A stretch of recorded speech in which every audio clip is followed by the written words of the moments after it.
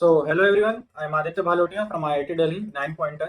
और आज का जो लेक्चर है वो क्वेश्चन डिस्कशन पर है। लास्ट लेक्चर जो था उसमें लास्ट के स्लाइड पे मैंने कुछ क्वेश्चंस दिए थे। आज हम उन्हीं को डिस्कस करेंगे। सो स्टार्ट करते हैं, पहली स्लाइड पे चलते हैं। सो ये क्वेश्चन 2 हम डिस्कस कर रहे हैं। क्वेश्चन 1 हम उस स्लाइड में डिस्कस कर चुके थे। एल्गोरिदम हमने डिस्कस किया था। क्वेश्चन 1 था प्रोडक्ट निकालने का लिस्ट के एलिमेंट का। सो उसके लिए मैंने जस्ट अगर मैं एक रफ सा कोड लिखना चाहूँ तो वो ऐसे लिख सकता हूँ। Def product of list L is we will initialize the answer variable to 1, क्योंकि हम किसी भी नंबर को 1 में मल्टीप्लाई करेंगे तो वो नंबर मुझे मिलता जाएगा। नाउ मैं फॉर लूप लगाऊंगा। फॉर आई इन रेंज 0 से len L answer into equal to l i. So ये लूप में मेरा जो आंसर वेरिएबल है वो एल आई से मल्टीप्लाई होता जाएगा और मुझे फाइनल आउटकम जो मिलेगा वो हर एलिमेंट मल्टीप्लाई होकर आंसर में जो आंसर होगा वो प्रोडक्ट ऑफ द एलिमेंट्स हो जाएगा। सो इस पूरे लूप के चलने के बाद x1 x2 x3 xn अगर एलिमेंट है तो मेरा आंसर वेरिएबल में x1 into x2 into x3 into x4 dot dot dot into xn ये स्टोर्ड होगा। तो और हमें यही चाहिए था, तो फाइनली हम रिटर्न करा देंगे आंसर। तो ये एक छोटा सा कोड था जो उस क्वेश्चन को करने के काम आएगा।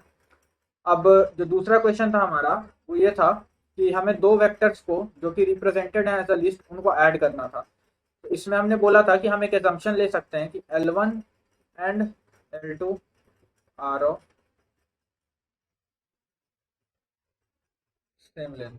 ठीक है, हमने बोला कि हम एक लिस्ट बना रहे हैं L3 जो कि एम्प्टी होगी और उस लिस्ट के अंदर हम जो एलिमेंट्स पुट करेंगे वो करेंगे हम L1 और L2 के एलिमेंट्स का सम। यानी हमें L1 और L2 के मतलब कि सेम इंडेक्स के एलिमेंट्स को एक्सेस करना पड़ेगा। उसके लिए हमको लूप लगाना पड़ेगा। तो यहाँ पर मैंने एक लूप लगाया फॉर आई इन रेंज 0 से लेन L1।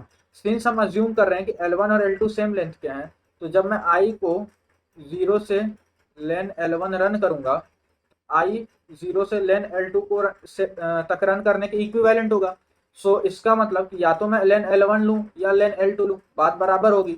और सिंस सारे इंडेक्स अवेलेबल है मेरे पास, सो ये दोनों ही स्टेटमेंट्स इक्विवेलेंट हो गए।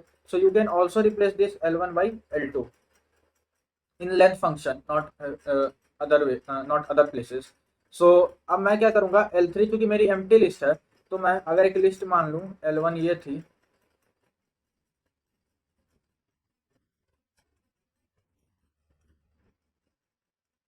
सो मुझे इन दोनों का सम चाहिए। मैं सम करने के लिए सेम इंडेक्स वाले एलिमेंट्स को ऐड कर दूंगा। सो यानी कि मैं इनको ऐड करूंगा और जो आंसर आएगा उसको L3 में अपेंड करूंगा। सिमिलरली इसको ऐड करके भी अपेंड करूंगा। तो मैं वही कर रहा हूँ, L1 का ith एलिमेंट और L2 का ith एलिमेंट को मैं ऐड कर रहा हूँ और जो नंबर जनरेट हो रहा है उसको मैं लिस्ट में अपेंड करता जा रहा हूँ। तो फाइनली मेरा जो L3 लिस्ट होगा उस लिस्ट को अगर मैं लिखना चाहूँ तो बन जाएगा x1 plus y1, x2 plus y2, xn plus y। तो ये जो एल्गोरिदम है ये एक एक करके अपेंड करता जाएगा। अब मैं L3 जो होगा फाइनली जब सारे इटरेशंस चल चुके होंगे और लास्ट एलिमेंट जो ये अपेंड हो चुका होगा, इसके बाद जो L3 लिस्ट है जिसमें हमें सम ऑफ वेक्टर चाहिए था वो मेरा आ चुका है। और ये जो ये भी एक लिस्ट जो है ये भी एक वेक्टर को रिप्रेजेंट करेगा। अगर वो पहला वाला लिस्ट पहले दो लिस्ट वेक्टर को रिप्रेजेंट कर रहे हैं जिसका डायमेंशन n होगा। तो ये क्वेश्चन 2 का सोल्यूशन था और एक्सप्लेनेशन है ताकि आप एल्गोरिदम को समझ सको और कोड को लिख सको। अब हम क्वेश्चन 3 पे चलते हैं। क्वेश्चन 3 था हमारा एक कोड लिखना है to make a list of pairs of terms of two list. So इसको पहले समझ लेते हैं। तो से अगर हमारा एक लिस्ट है x1 x2 x3 dot dot dot xn और दूसरा लिस्ट है y1 y2 y3 dot dot dot yn। So इसमें भी असम्पशन है कि both list are of same length, जो कि एक नेसेसरी कंडीशन है क्योंकि अगर हमको पेयर अप करना है x1 और y1 को देन x2 y2 को, पेयरिंग के लिए नंबर ऑफ एलिमेंट्स तो सेम होने चाहिए। अगर इसमें मैं 1 2 3 और 2 और 1 डालूंगा तो 1 और 2 को तो मैं पेयर कर दूंगा, 2 और 1 भी पेयर कर दूंगा, लेकिन 3 को पेयर किसके साथ करूंगा, अवेलेबल ही नहीं है यहाँ कोई चीज़। तो इसको अगर मैं सेम लेंथ का नहीं रखूंगा तो दिक्कत आएगी। सो इसका मतलब ये दोनों सेम लेंथ के ही असम्पशन है इसमें। इस कोड को लिखते वक्त अगर आप एक फुल प्रूफ कोड बनाना चाहते हो तो आप इसमें कंडीशंस ऐड कर सकते हो कि लेन L1 और लेन L2 बराबर नहीं है तो एरर प्रिंट कर दो और एल्स ये लूप चला दो। तो पहले तो इस लूप को समझ लेते हैं, बाद में उसको भी देख लेंगे।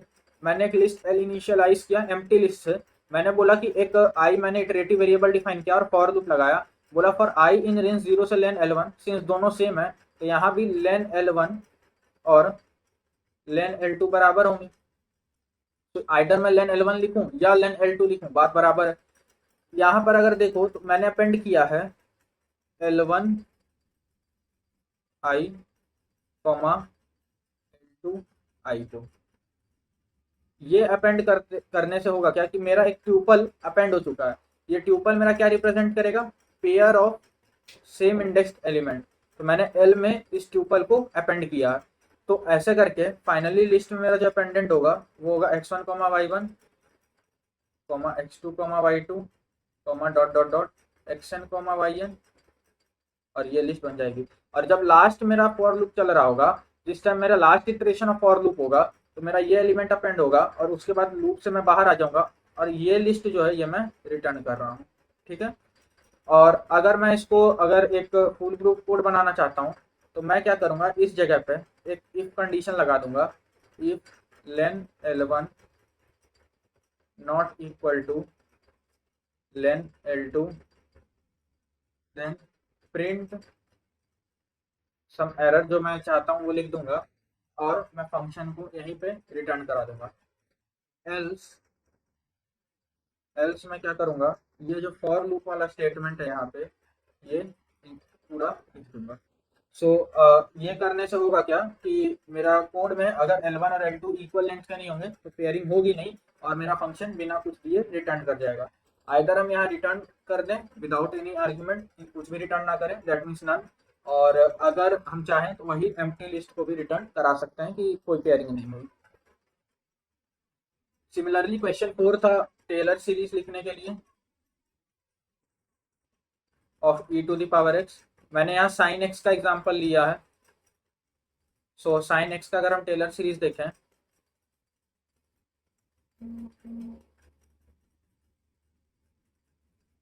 तो ये मेरा टेलर सीरीज होगा। तो ये जब मैंने टेलर सीरीज में जब मैंने एक वैल्यू निकालने का भी क्वेश्चन डिस्कस किया था आइट्रेशन में, तो मैंने ये सीरीज लिख करके एक ऑब्जर्वेशन दिखाई थी कि ये -x² upon 2i into 2i+1 से मल्टीप्लाई करने में बनाया अगर ये ith एलिमेंट है देन i+1th एलिमेंट बनाने के लिए। सो इस ऑब्जर्वेशन का हम यूज करेंगे और हमें एक टेलर सीरीज का टर्म्स प्रिंट करना है। फर्स्ट टर्म इसकी x है, सेकेंड टर्म -x³ 3 है, फोर्थ टर्म x की पावर 5/5 फैक्टोरियल है और फोर्थ टर्म -x⁻7/7 फैक्टोरियल है। ऐसे करके n तक मुझे एक लिस्ट प्रिंट करानी है। सो मैं क्या करूँगा, ith टर्म जो है वो मेरी x है, जो इनिशियलाइज मैं करूँगा वो फर्स्ट टर्म से करूँगा सिंस i को मैं 1 लूँगा उस केस में। जो l है मेरा वो ith टर्म का लिस्ट है, ठीक है। अब मैं क्या करूँगा, n टाइम्स इसको अपेंड कराऊंगा, -x² 2i इंटू 2i+1 से ith टर्म को मल्टीप्लाई करूंगा और वो ith टर्म को मैं l डॉट अपेंड करूंगा। सो अगर मेरा n है तो सपोज कि 1 2 3 है तो ये n इक्वल टू, अगर मैं 3 लेता हूँ तो ये एक अपेंड हो जाएगा, then n equal to 1 n equal to 2 n equal to 3 के लिए चल के ये अपेंड हो जाएगा। सो अगर आपको से अगर मैं n+1 आर्ग्यूमेंट यूज करना चाहता हूँ तो मुझे ith टर्म लिखनी पड़ेगी, नहीं तो मेरी n तक ही वो आर्ग्यूमेंट रहेगी। सो अगर मैं n इक्वल टू 3 के लिए चलाता हूँ तो l मेरा x से इनिशियलाइज होगा, फाइनली मेरा l x -x³ 3 इंसर्ट होगा, एंड x की पावर 5/5 फैक्टोरियल इंसर्ट होगा, एंड देन -x⁻7/7 रिटर्न होगा और ये जो लिस्ट l है ये जनरेट हो जाएगी और फिर मैं इसको रिटर्न करा दूंगा। सो ये एक वे है टेलर सीरीज को जनरेट करने का। और आइदर में आप ये भी कर सकते थे कि l को इनिशियलाइज करूँ आप एम्प्टी लिस्ट से और i को ले जाओ 1 से लेके n तक। यहाँ मैं i को लेके जाऊंगा 1 से n-1 तक क्योंकि मैं एक टर्म पहले ही अपेंड करा चुका हूँ, ठीक है। एक छोटी सी मिस्टेक है, आप ये ध्यान दे देना। सो आज का लेक्चर हम यही खत्म करते हैं। You can scan this QR code to know more about the 9 pointer community. Do subscribe our channel and follow us on Instagram and Telegram to get regular updates, and thank you for watching this video.